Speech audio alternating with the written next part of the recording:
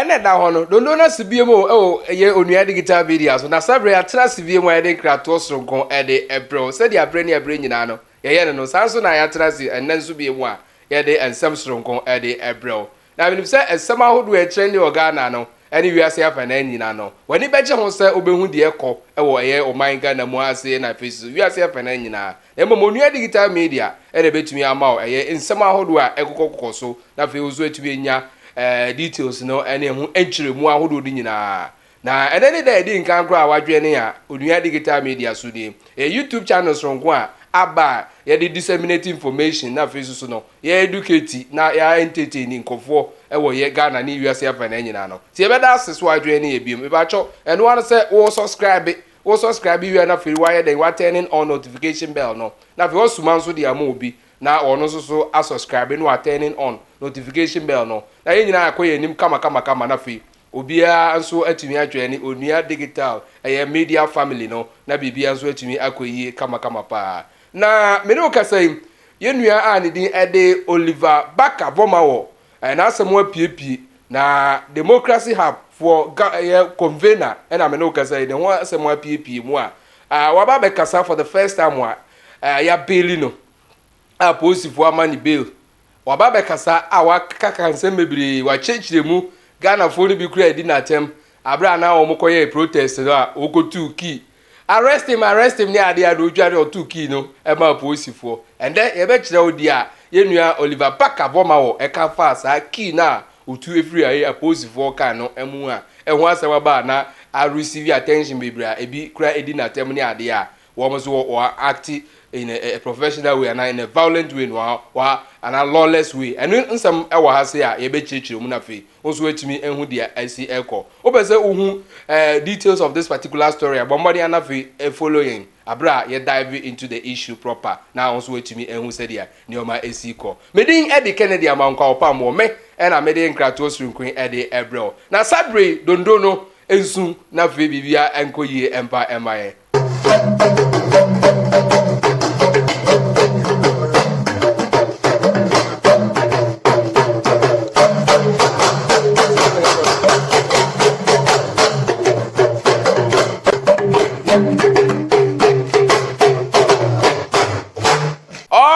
Dondo nesu na me nse binu anu a ewo eye atifi domantemo eye northern region you know ka say wo mo ka mpu na wuni na onzogo ede papa obabaja na oja nemo se nemo pa onua digital media why ade ama na so yani sa bebe na Ghana foni wiase afere nyina epe mujumadi a moya bibia so etumi ekonkane me ba cho yen settle down na fi yemfa semno enchiremu emfa emro na ansa di enchiremu enchiremu bebre no mama yemfa isu kakra empru ye minimum na fi yento aso isu ni wow ane to say the onua digital media ye dondo no ebomu a na bibia so ekoyie sabepepe ena studio hanso yembibi hanso etie eni nsu a yede epepa ye minimum a ye toa enjumadie eso all right maka ni say wie num enche bia na Ghana ekuo bi ka wo mu ho ebe omu hyibu okuo a wo mudin ede democracy hub ye ora Oliver Baka Vormawor ena vinzo ama governor ene wo mu ekaka ho nyina keka wo mu bo mu say democracy hub for no wo se aban nioma bi wo ye efa e galamse ho aban kra ye mambeni akufu ade se obe ode ne presidency kra ade ato eye line say obehwe say eye galamse no obekun etia e wo Ghana ha wo mso ma hwe ni mu a mambeni enye the needful na wo so wo mso sorry no mukuti asanse yensuwa ene oba ade bobre ene kwaye ne ade no wo mo sese no nkonfo bi sese no in the name of say wo mutu eye form agudie na no ena democracy have for some time in September wo mo yes aye kire no wo go pie mo 37 military hospital eni bo anaja wo mo yes protest na wo mo kikakamu a wo mo chante eto dwom ne ade a na yi na posifo bowura wo mumu na posifo wo mo ye nneoma bi ni ade a ebehu a toka bi na pie mu a eba gidigidi wo mo mbedwane dwane wo mo mbegina ho nso ejina ho na no na Oliver Barker Vormawor ya o one of the conveners a wo mo edisa democracy hub sa initiatives ya yi ede abe na wo gina ho ne nkofo na wo mo se na dey wo hute any page na ho na posifo mo de ka ewura mu adan de ni aye na that be kura democracy hub for demo na ye kura no initially kura mo kan se nka mo ma ye kwan ni ade a na yi na wo ka no ba no na to ka no aposifo no driver no wutwi no obeja ka no si ho abra na eja no si so na ka no eba hu se na ekika kankofo some of the protesters etina as wo mu ye pra ni ade a na o say that is the incompetence on the side of the police say driver mu wa be park car e wo betwa mu wantumi anya dan wonnum ja na esi so unim de yebesi amanfo so ana nipa nso gina edom mu o ade na ayesa e no no Oliver Barker Vormawor kire mu se wo mo de car ketua bi koye car ketua na wo mo de koye no na je se wo mo enu wo mo nneoma egugugu mu ne sound systems ni na wo sa car ketua nim nti wo mo park wedua bi ase nti posifo no ase wo so wo mo ba se nko mo beto sa car no de akọ nti won ti ase ena wo mo ba ya no wo mo ye sa de no enti won de ohun se car no siso a posi towing track no esiso a na enye den wo mu num nya no ena won de ofan chan hwe so obehun se driver no wo a na nka waka kire driver no se omamade aka se ebia onye so obedum cha no enso posi driver no hu no ena on de oye den okọ ho a okoko 2 key no odum ja no first no 2 key no nti o 2 key no ni pefe passe o meden o medi na chi se die nti no wakwakotu key ni ade a na on ba beji key no tie sa no otumrika ekọ the other side etra kwan no kakra no hu se na posifo no bi gina wo no otu key ni ma mo nyemo safo a na otoma wo mo aja obi be se so moje wa krante so moje wa dowa na otu wo mo key ma wo mo se on de enya de odi key no bibia na mum se de na car no esi so to car no na track no anwa o maki no ejina so na eja no ejida ho jina so a ebepra some of the protesters it did not or provide and now protect the safety of the people in here no ensure say eja no car no track no eja no ebedum eni no yesa eti oyesa no obi aka ho asem a eti enu achi no wo mo kan say wo mo hwe no manhunt say wo eni am ho nsem nju wo mo hwe na ebe wi ase na no ankasa cry de ne ho ekọ eni ade a na mo man hwe sa video no abra otuki no abra na democracy have for organize wo protest na eba so ma police photo card ebe ru wo mu a na eja de sisu ko dum cha no tuki no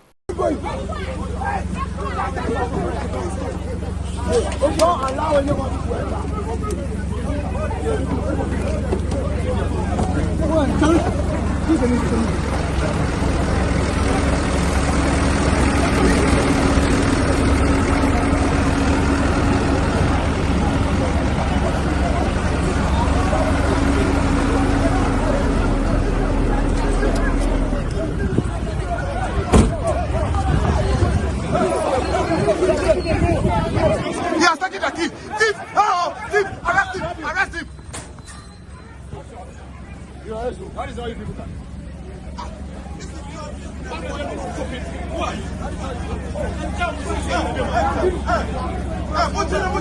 Arrest him! Arrest him! I'm not going to arrest him! He's got it! Come and arrest him! Come and arrest him! Arrest him! Arrest him! Go arrest him! Alright, ya go video na ba. Yenua Oliver Barker Vormawor Democracy Hub for a convener. Ochiremu anase ne act a oda na di abra na wo mo ayesa protest no otu key no police photo car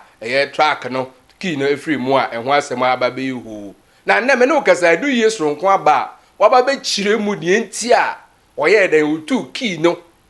na enwanwa ochiremu se nye na adwemu fan nya adwemu ntato so otu sa key no there be. Now this is the first time wa okọ cells and as ye remand in the two more. Don't forget it's only nipa na wɔn ka so wɔn pay bail dia man no lawyer for ya several times na police for no bezo wɔn ma kwan kra na yi ana enche bia ne man no bail no e man no bail no we this is the first time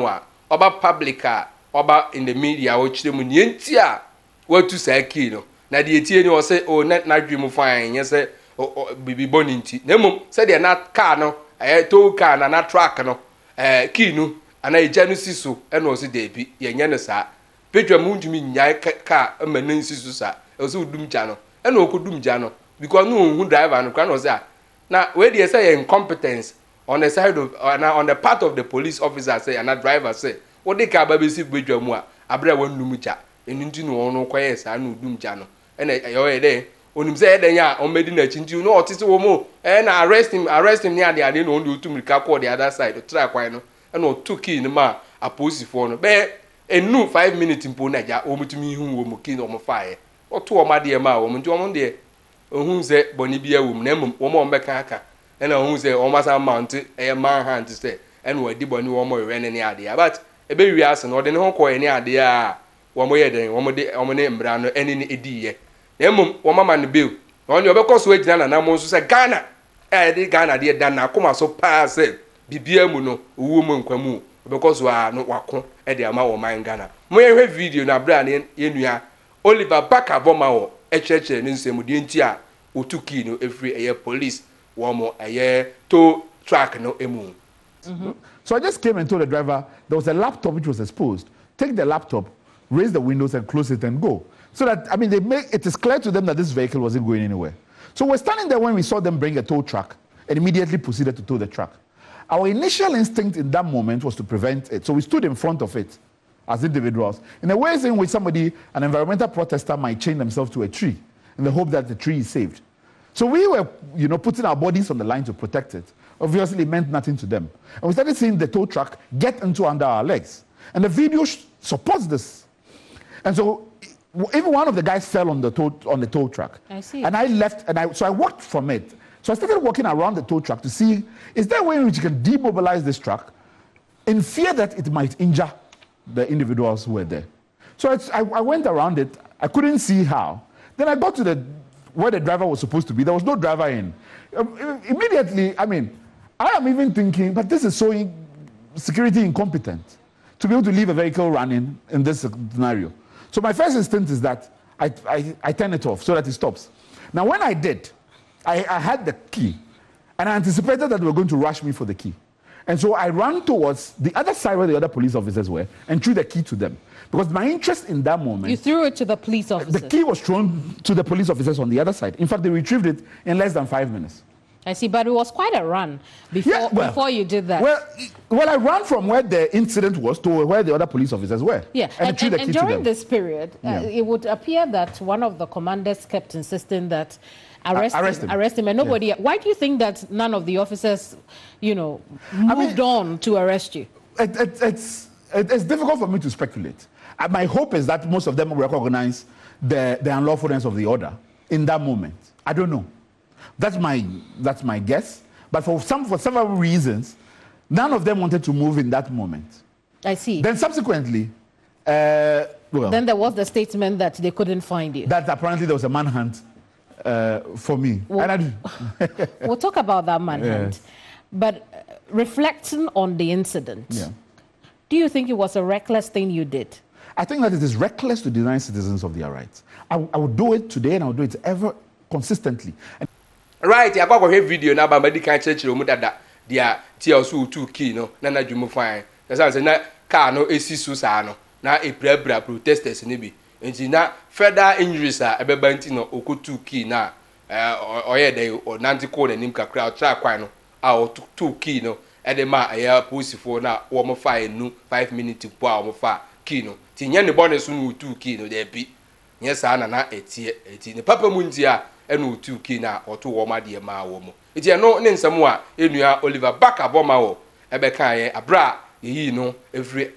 reminder wono in the first time waba in the media space me no kasai waba be make sa public statement na wo chechire mu nenti a wo tu sa asafo no e dey free posifo to track no mu an hwasem abepie mu a onia digital media ye de sankrato yi e de ebrel nti in case I didn't link can grow here but money as be subscribe or subscribe ya no turning on notification bell no so that I bring na be enkrato no na wo so etimi enya wo chefa ewumu na etumi aboa wo ye ne sanso a na wasuma dia mo obi wo hye na amansan so enya na omunya the scent of a onua digital media nya che age baby a sabebe e na onua digital media ye nhyehyɛ no si tie mo ye ne sanso so a na mo comment on the comment section more like it na onua digital media abusunya no zo ni enyini ekọ yenim said ya nhyehyɛ no esi etie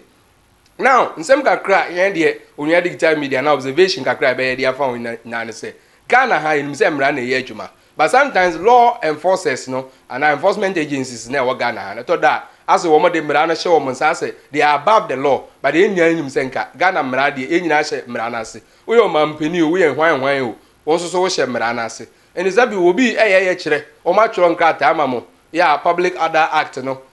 ni nyina kire se o be demonstration I also notify police for no up to some number of days ni ade ni nyina no wo ma having satisfied our requirement ni nyina no o mo ye demonstration oh ebi ana route na also o mo fast ni ade na ebi o mo violate sa nhyehyɛ no kra na and you must know a professional way of handling and controlling crowd in training but I thought that's why the unprofessionalism on the part of the police service now and door to do it's been so rampant Ghana of work kasa ho into IGP we are using this particular platform say kasa kire o brand here no it's too much and sometimes we read some kind of political meanings into your discharge of duties which is very bad.